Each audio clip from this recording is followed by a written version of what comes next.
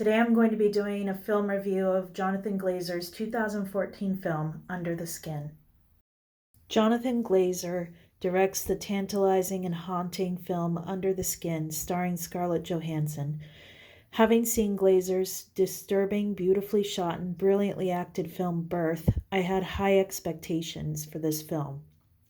At first, I was somewhat skeptical that this film would be carried by Johansson, having not been particularly impressed by her past performances. However, my skepticism washed away when I finally watched her come alive in Under the Skin. Seeing how well she does in this role, I'm not sure anyone else could have carried this film. First, let me sing Johansson's praises once more before getting into the meat of the film.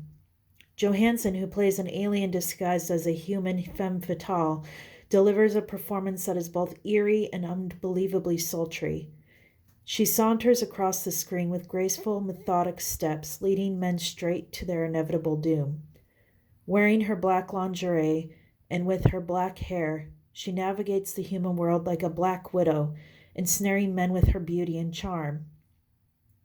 At first, her character appears to lack empathy, as she not only leads several men to their deaths, but she also leaves a child to perish from exposure. However, after an encounter with a physically deformed young man who is lonely and hungry for human touch, she suddenly gains a conscience and attempts to save his life. This sudden ethical shift within this character is delivered by Johansson with the most subtle and profound artistic expression. Her face contorts with emotion. She becomes nearly catatonic. She attempts to do human things by embracing sensual indulgences like a piece of chocolate cake or a passionate sexual encounter, but she fails on both accounts miserably. Johansson communicates this despair with tragic sensitivity.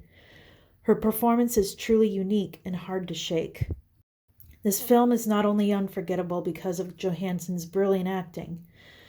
The psychological themes that run in a strong undercurrent throughout the story carry a sense of ominous emptiness and loneliness.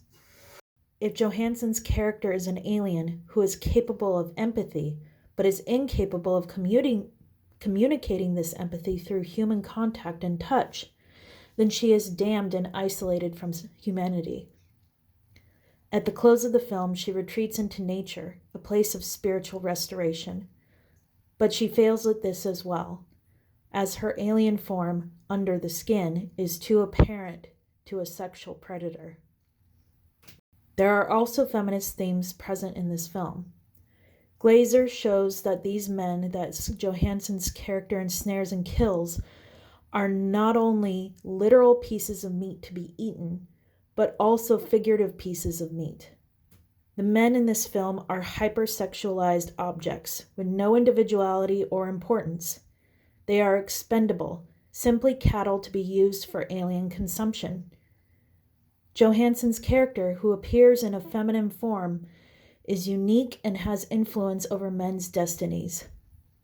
However, just as a woman attempting to use agency within a patriarchy, she ultimately has no real power.